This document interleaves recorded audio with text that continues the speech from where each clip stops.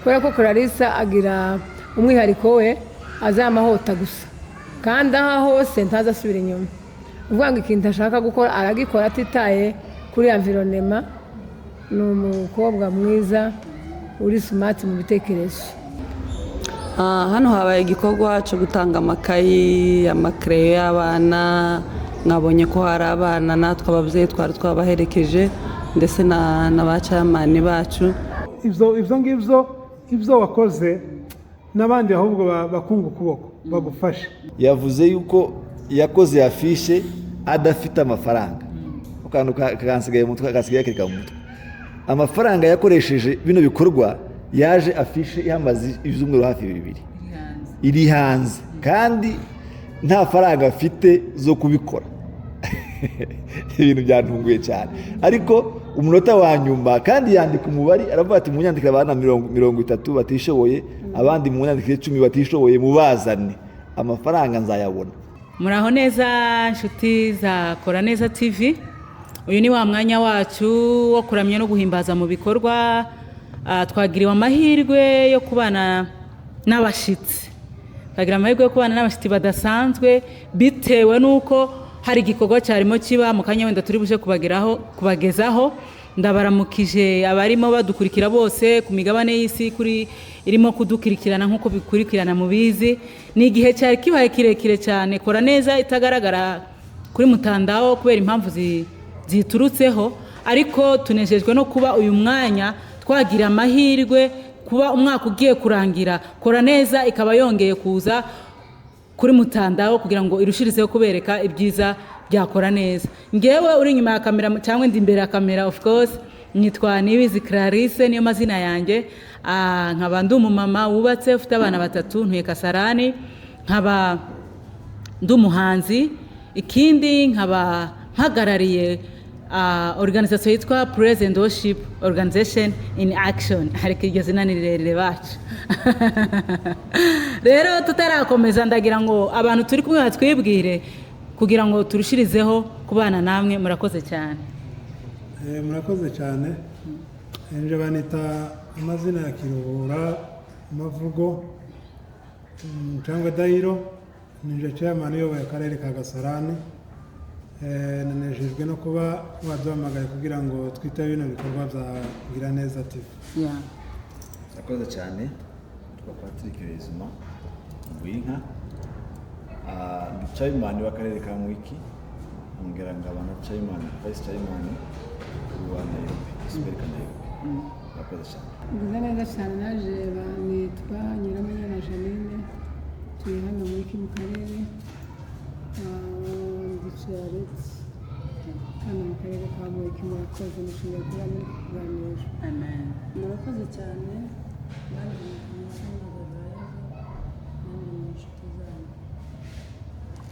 Murakoze cyane. Nyasamaza Joyeze ni umumama umwe mu bamama b'abarwanashaka wabashije kuza kubana nawe. Abantu bashaka kwibaza se Nyasamaza none yagiye mu bayobozi byagenze gute? Hari impamvu yatumye nawe aba ari kumwe nabo.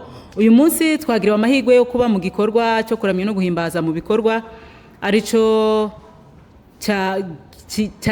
cyabaye mukabona ariyo mpamvu yatumye nicarana n'abayobozi. N'ubundi ntago bisanzwe kugira ngo ubone abayobozi ariko ndagira ngo mbashimire imbere y'abantu bose. Aba ni abayobozi b'indashikirwa kabisa, na amadubu yandi yuzuye kubera yuko iyo tubiyambaje mu gikorwa gito ntago badutenguha. Ubu ngubu biriwe mu mirimo yabo, bamwe bari bagiye gushingura abandi ariko kubona ngo bitabye umumama mutoya cyane nkanje Clarisse mu mutima wanje numvishije ibyishimo biteye ubwoba, byananteye imbaraga zo gukora neza kurushaho. Rero bayobozi bacu turabakunda kandi turabishimira kandi dukunda cyane ukuntu mucya bugufi mugashikira kuri buri muntu wese. Imana ibaho umugisha.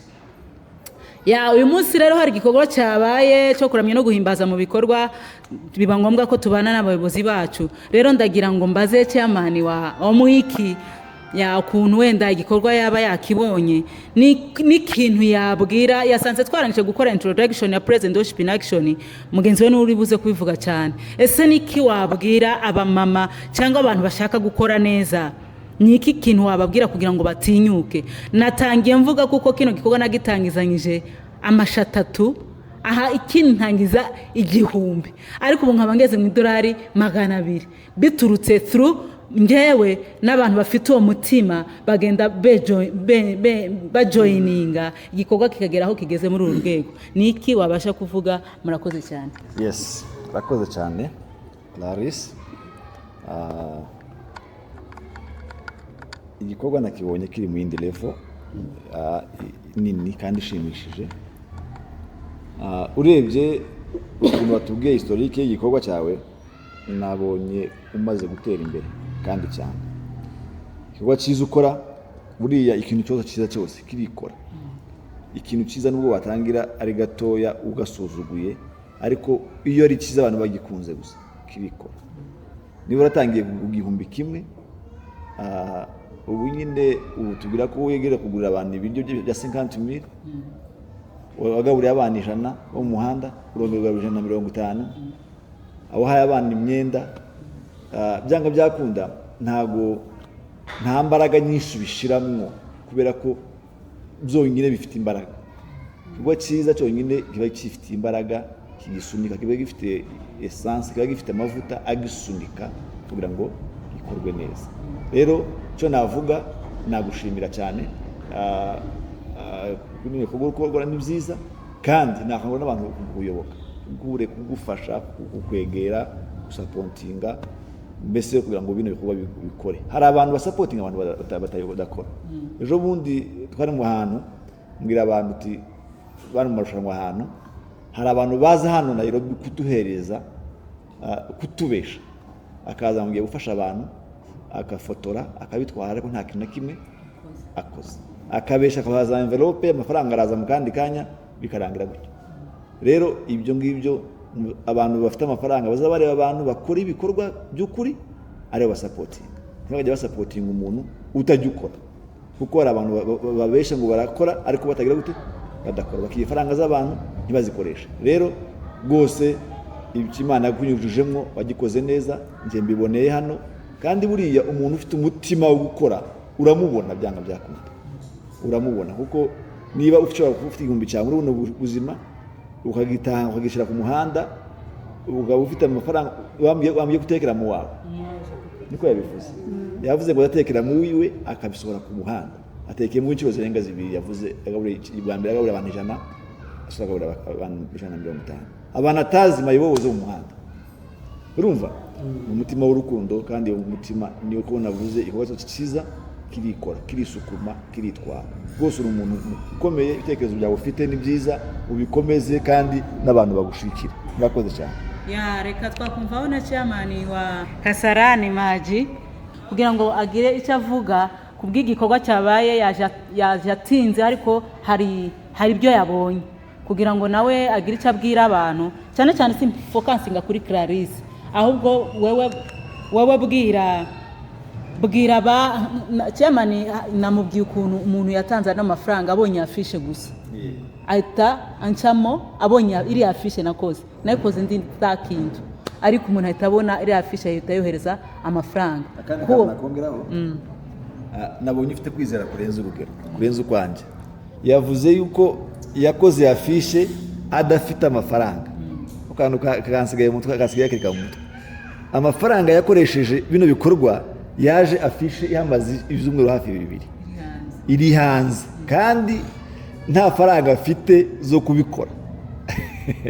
Ibintu byantunguye cyane, ariko umunota wa nyuma kandi yandika umubare, aravuga ati munyandikira abana 30 batishoboye, abandi munyandikire 10 batishoboye, mubazane amafaranga nzayabona.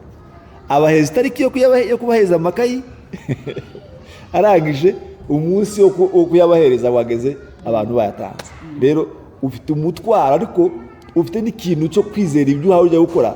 Nuko impamvu byiza urabizi, ngewe nukubera ko ari igikorwa cyiza kirikora. Ikintu cyose wategereje cyiza, Imana ibikorwa byose byiza, Imana ibibera sponsor. Yego. Niko murakoze cyane. Clarisse, njewe nakumenye ubushize wiyamamaza kuyobora Chairlady, kuba Chairlady hari Kasarane. numvishe ibintu wavugaga, numva kuravuga ibintu bisa n'ibifite ubwenge bwinshi cyane, kandi wavugaga ibintu ukabishyiramo no gufasha abandi, kuzamura abandi kugira ngo abandi nabo donke bagere mu kigero nawe ugezemo. Numva ibintu wavugaga cyagiye muri plane nutambuka ibyo uzakora, numvaga uvuga ibintu nanje bisa n'ibihwanye n'ibyo nagiye mbabwira. Ndababwira ngo nimuntora nzoba umuyobozi mwiza, nzobakorera, nzobageza ku byo abandi batagezeho. Donke wavugaga ibintu kandi ukavuga n'ingero z'abo wenda wagiye ubagezaho, abo wigishije. Noneho nicyo gihe nakumenye, naje kubabazwa gusa nyine yuko utatambutse, ariko nanone mu gihe nanone wari ukiri mu muhana, dore za mbuto zawe ko ziraza zongera kandi gufasha abandi, kubera ko urumva nimba utaratambutse muri rangire yo kuba vice chairlady, noneho wazamutse ufite ibikorwa uhawe ukora ubwo kugira ngo bifashe n'ubundi babana, wamuhana wiyamamarizaga kugira ngo uwuyobore. N'ubundi muri uru rwego urimo urasa n'uyoboye kubera ko ufite icyo uhafasha uno muhana. Kandi ikindi mbwira abari hirya no hino, buriya ibikorwa biza bivuga umuntu wenyine ataravuga. Nimba umuntu afite ibikorwa byiza azakora, bya bikorwa byiza akora biza bimutanga kugera naho yakagombye kuba ari, kubera ko bya bikorwa bihagera byihuse. Ariko umuntu wenda usanga hari abandi bavuga cyane kuruta gukora. Ndabwira abantu nzovuga gakeya kore cyane, kubera ko ibikorwa nzoba nakoze byonyine bizamvuga uwo ndiwe, imirimo nkora, uko nyoboye abandi, nimba mbayoboye neza cyangwa nimba mbayoboye nabi. No mu gihe nzovaho nzovuge ngo kino gihe nayoboye nakiyoboye neza, nta gukwaza abantu ibintu nk'ibyo ngibyo. Rero kino gikorwa wakoze twajemo uyu munsi, njyewe naracumvise numva ndagishima.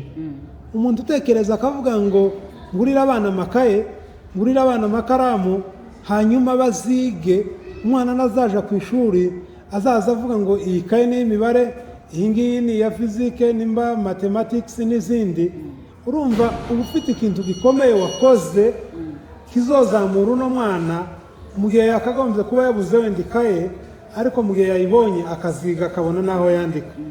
Hari umuntu wigeze kuvuga, aravuga ngo nubwo wohereza umuntu ikaramu gusa uba ukoze igikorwa gikomeye, kubera ko yakaramu ibintu yo kwandika ni ibintu birenze.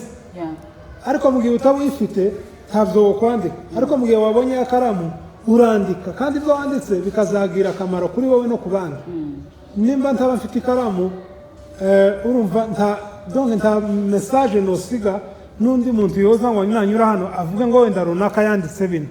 Ariko mu gihe nzoba nabonye yakaramu nkandika ibintu, n'uzaza inyuma yaje azavuga ngo runaka siza akoze bino, yandikishije yakaramu ikaba yamfashije.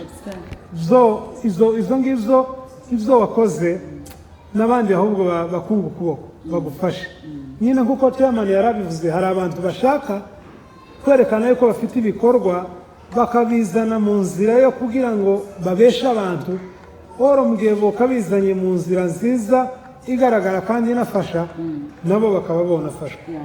So turagushimiye kuri icyo gitekerezo, reka n'abandi bavuge.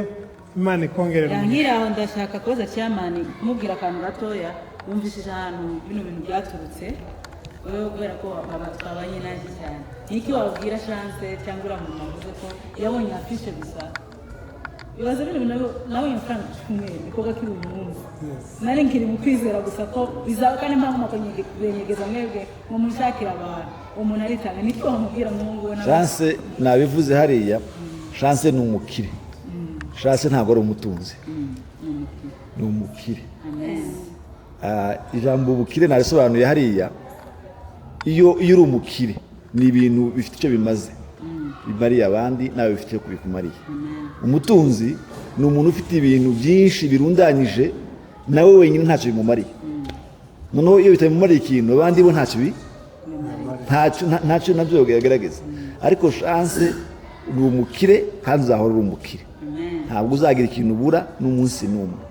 Umutima w'ubukire wagize rwose uzawugumane, kandi nta kintu uzabura. uzakomeza ugire ibintu byawe bigufasha, ibintu bifite icyo bikumariye, bifite n'icyo bimariye abandi. Urakoze cyane.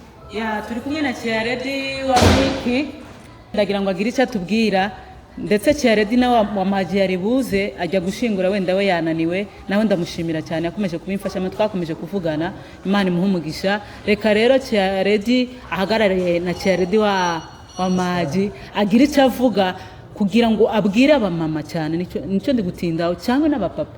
Umuntu ushaka gukora ntakarindire ngo cyama, njye nababwiye ngo nazaga ntinya kubishyira muri sosiyete yacu, kubera bahita bavuga ngo ngiye ngo ndi gushaka ngo views ngo ziyonge. Nabwiye ko cyane yanjye kuva nije mu mama muri aba banyamakuru bose ubona natangiye cyane 2019 mbere ngenda ngira imbogamizi z'amakamera, ariko bakavuga ngo Clarisse ngo yarakize ngo yirirwa ngo nyanyagize ibintu, kubera iki ngiye gusa umutima mfite no kugira ngo nugufashe cyane siki naje ikanyunganira.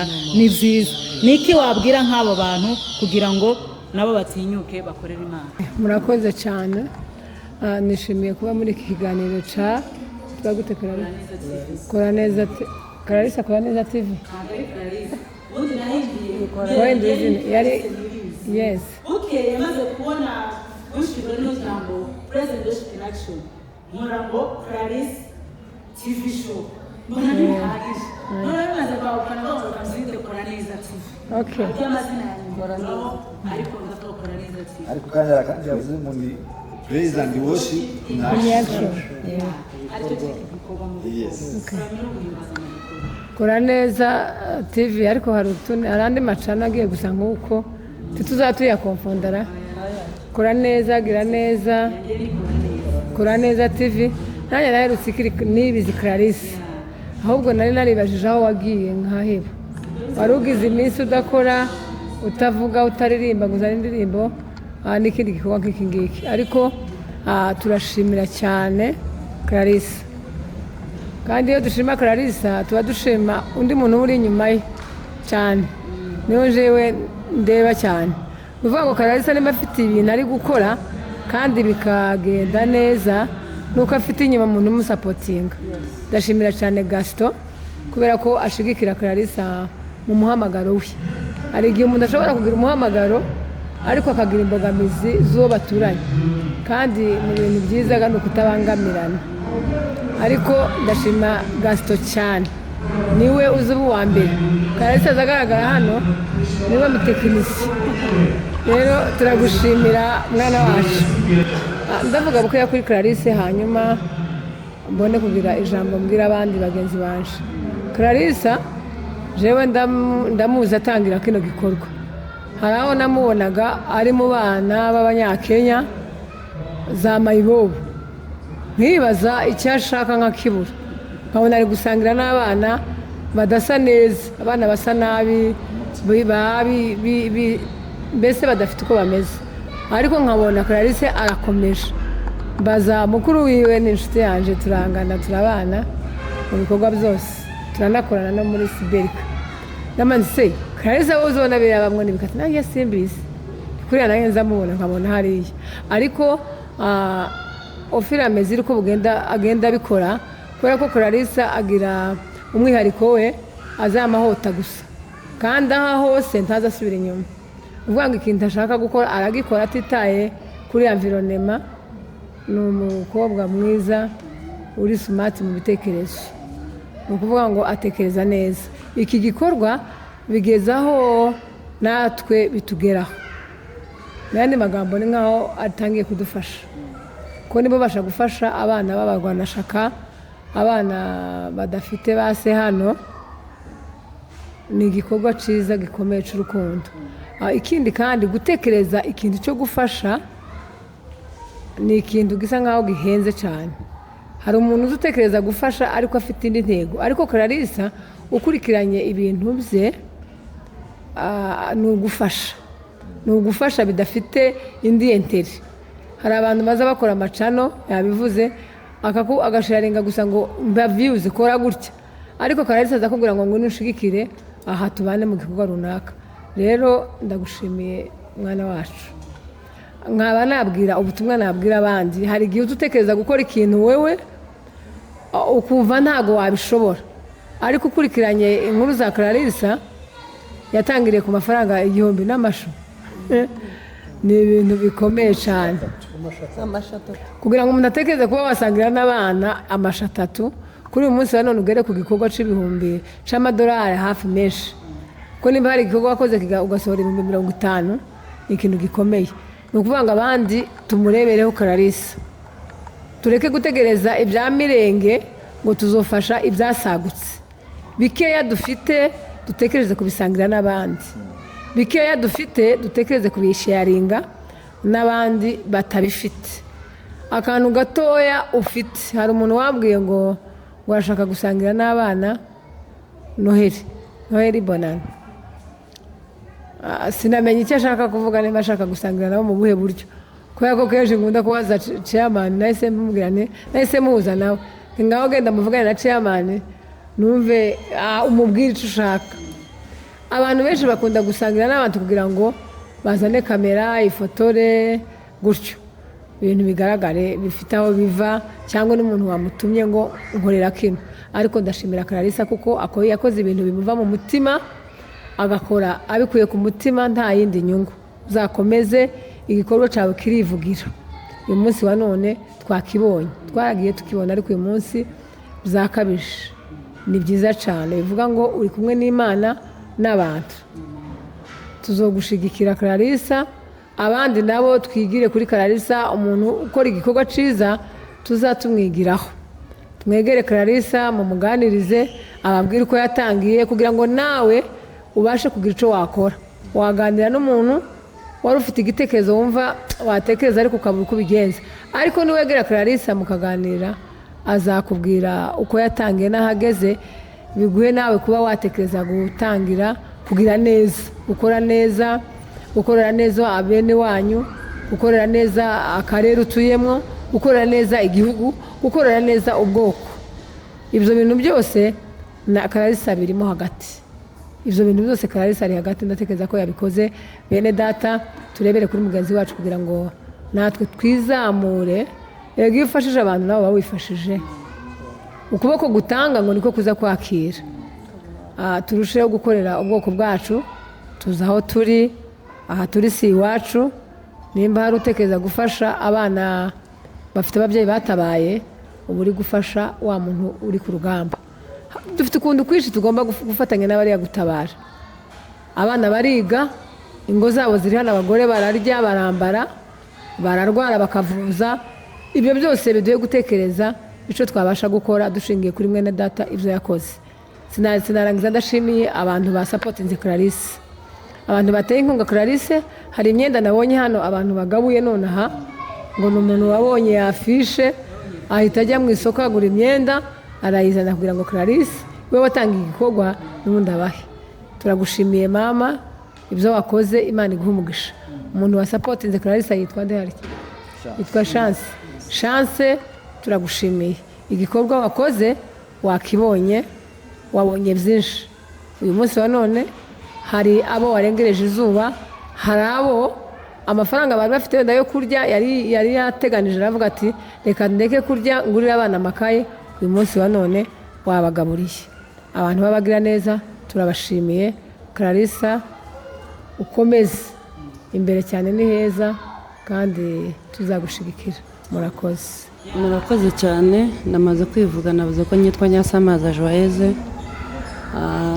serukiye abandi bose bari hano murabona ko twicaranye na ba chairman mu gikorwa cyabaye hano cyatunejeje cyadukoze ku mutima mu buryo tutareka kubashimira dushimiye abantu bose bafashije Clarisse nawe akaba yabaserukiye natwe twaba duserukiye abandi murumva ari etape hari etape hano habaye igikorwa cyo gutanga amakayi amakereyo y'abana mwabonye ko hari abana natwe ababyeyi twari twabaherekeje ndetse na ba chairman bacu turi kumwe nabo rero dushimiye abantu bose bagize icyo bakora ko baravuga ngo ni Chance gusa ariko nyamara hariho n'abandi nyuma ya Chance batangije igikorwa kugira ngo tugere kuri iki gikorwa cya none yatangiriye mu banyakenya ariko noneho jewe icyo nshimiye cyane ni uko yaduserutsemo. Icyo gikorwa ni cyiza, njyewe sinzi ukuntu nabasha kukivuga, ndumva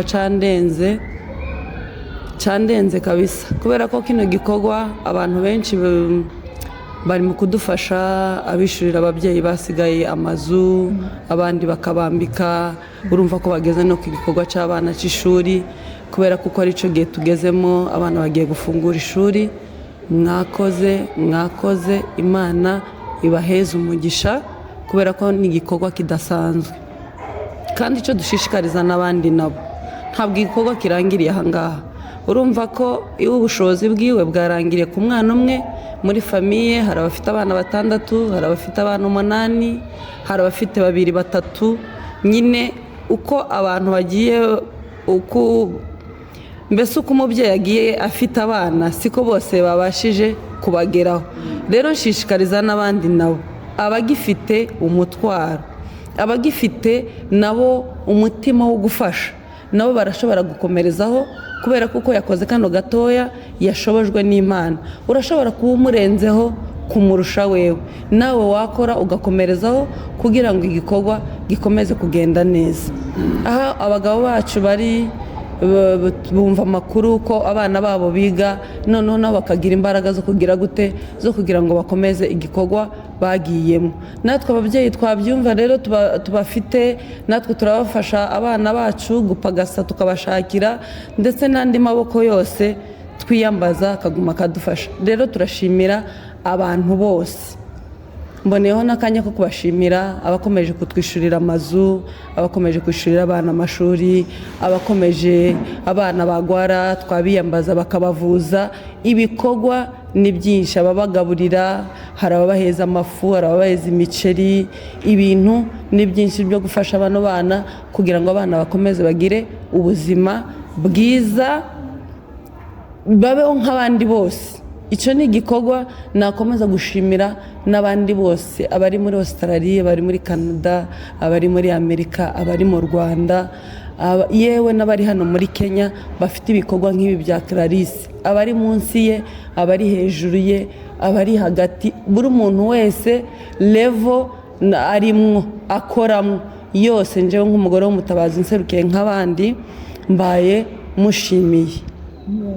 Rero ku bw'ibyo yakoze cyane, tubifurije n'umwaka musha muhire kuri mwebwe abasponsa, mwamubikora, ababikoze n'abatarabikora, abafite inyota nabo yo kubikora, mukomeze mukore, kubera kuko n'ubundi abana baracahari ndetse na ba mama wabo baracahari. Mukomeze mugire inyota yo gufasha abana. Murakoze cyane, tuvuze makeya, ariko Yesu wo mu ijuru akomeza abagwiriza imigisha. Rero turimo turagana ku musozo w'ikiganiro, ni ukuri nkomeje kubashimira cyane, ndakeka n'abatwara umwanya munini cyane, ariko Imana ibaha umugisha. Umuhati wanyu ntabwo ari ubusa ku Mana, ndabizi Imana izabibahombera. Nimuyobora neza muzabihemberwa, nimuyobora nabi namwe murabyumva, ariko ndabizi mwebwe muri abantu b'abagabo, muri amadubu meza cyane, muri intwari. Imana ikomeze ibaha umugisha. Rero tugeze ku gikorwa cyo gusoza. Hari umuntu nari nabagiye gushimira, uriya muntu wazanye imyenda, mbonye ko tuyitanze nyuma, nawe yabonye afishe gusa, yamaze igikombe aragura imyenda, ngiye kumva arampamagara ngo ninze nyifate, kubera ko yari yayibonye, nta nubwo yagaragaye hano. Imana imuha umugisha, kandi uwo mutima Imana iwugukomereza. Rero ndabashimiye cyane kuri Kora Neza, kuri Present Worship in Action, aricyo cy'iki gikorwa nakigize organisation kugira ngo kibe igikorwa cyagutse. Abantu bose bifuza gufatikanya ni karibu cyane, kandi cyama naje gusanga abantu benshi bashaka gukora, ariko bakabura aho bacisha, bakabura umwanya. Ariko buri wese ufite uwo mutima, njye nemeye nyine kubishyira ku mugaragaro kugira ngo bajye bancamo nanjye nkore. Ntaho ntazaje natangiye nkubwiye ko nagiye nakuru Njarongayi n'ahandi henshi, nagiye na Kajiado mu Masai naho nahavuze. Ibyo byose kubera bari abantu bagenda bancamo kubera kubona za fishi, unda kwikorera fishi. niyo turufu yanjye nabonye Imana izinshishirizamo. Rero Imana ibaha umugisha, sinabura gushimira umuryango wanjye ari umutware wanjye nk'uko wabivuze, ni umugabo w'umurwanashyaka urenze, azanshigikira mu buryo bwose buteye ubwoba. Rero Imana imuha umugisha kandi Imana imukomereza amaboko. Ndashimira n'abandi bose batabashije kuboneka bo muri Praise and Worship in Action, aho bari bumve ko mbashimiye kandi be gucika intege, ibyiza biri imbere, ahubwo murushirizeho kugaruka kugira ngo uyu mwaka n'uwanjye, niko navuze cya marinki zanje uzoza uzireka ni nziza ziza ari indirimbo nziza zikaza ari n'iz'ibikorwa, nta kindi kirenze kuri icyo. Rero sinzi mama arimo aravuga ngo arashaka kuvuga akantu kamwe. Reka nkangurire abamama gukora, buriya hari ukuntu ababyeyi twisuzugura kandi ari twebwe tugira ibintu byiza. Abamama tugira imyenda myinshi kandi hariho abantu bamwe hano hanze, urumva nk'abo bana uzuja kureba b'abamayibobo b'imfubyi, iyo Kajiado nanjye nigeze kuyijamo tujanye n'abandi babyeyi, abasaza n'abakecuru bagira igihe cyabo baza basenga, njye nkunda kubabera protokoli nk'abaprotokora. Rero hari igihe tuza tuja Kajiado muri bariya b'Amasayi, ntibaba bafite inkweto, ntibaba bafite amahuzu, suko tuza tuja kuyagura mu masoko, dufatayo dufite tugasansibiriza n'abandi bakayaduha, tukayakusanya, tukaja kugira gute, tukaja gukora igihe uvuga butumwa. Rero umuntu yavuga ati njyewe ubwo ndafite amafaranga sinkora, ntaho nayakura, ntaho nahera. Hera kuri cya kindi ufite gitoya kugira ngo Imana ibashe kugira gute, ibashe kuzahura. Ndumva ko nawe ariko wabitangije, watangije ku 1,000, kandi nibaze ko n'ijana naryo ryakora. Waje hano hanze ugaheza abana 2 amandazi, Imana ikabigukubitiyemo umugisha udasanzwe. Rero ababyeyi bari hano hanze, mufite imyenda myinshi yuzuye amavarizi, mufite ibitenge bigerekeranyije, none ga naje ndabakanguye, mbonye umwanya wo kubakangurira kuri iyi channel ya Clarisse. Mugende muhaguruke dukorera Imana, suko tugomba gufashwa gusa ngo ko baradufasha ngo turabagore abatabazi. Natwe dufite ico twofasha abandi, tugakora abandi kugira ngo natwe dusagure kuri ya migisha y'Imana. Ntabwo tuzoguma Biblia zivuga ngo heri mkono wakufanya nini, wakutoa kuliko wakupokea. Rero nkanguriye abandi babyeyi bagenzi banje nibo mvugira cyane babatabazi, ni ukuri turabatunzi kandi turabakiri, kubera ko n'aba bacu dutunze n'abandi nabo uko abandi badufasha natwe niko twafasha n'abandi. Muzana ibitenge, muzana udushati, dufashe abandi, natwe durushaho ubushobozi, natwe abarusha ubushobozi ko baradufasha. Siko bimeze yemwe? None turabakanguriye nimuzane ibintu dufashe abandi. Njyewe ku giti cyanje uri hano, igihe uzoza uja mu gikorwa suko mfite ibintu by'irenga, ariko njewe ico nzashobozwa, nishaka nzabona 100 cyangwa presence uzu nkora, njewe ndagushigikiye kubera ko nanjye ico gikorwa ndagikora. Murakoze cyane. Murakoze cyane. Reka tugane ku musozo. Nakomeje mvuga ngo Imana ibaho umugisha. Praise and Worship in Action, reka twese tuvuge gutyo kugira ngo turangize. Praise and Worship in Action. Kusifu na kuabudu kwa matendo, kusifu na kuabudu kwa matendo, kuramya no guhimbaza mu bikorwa, kuramya no guhimbaza mu bikorwa. Aho nta handi mubisanga ni kuri Kora Neza TV. Asante sana.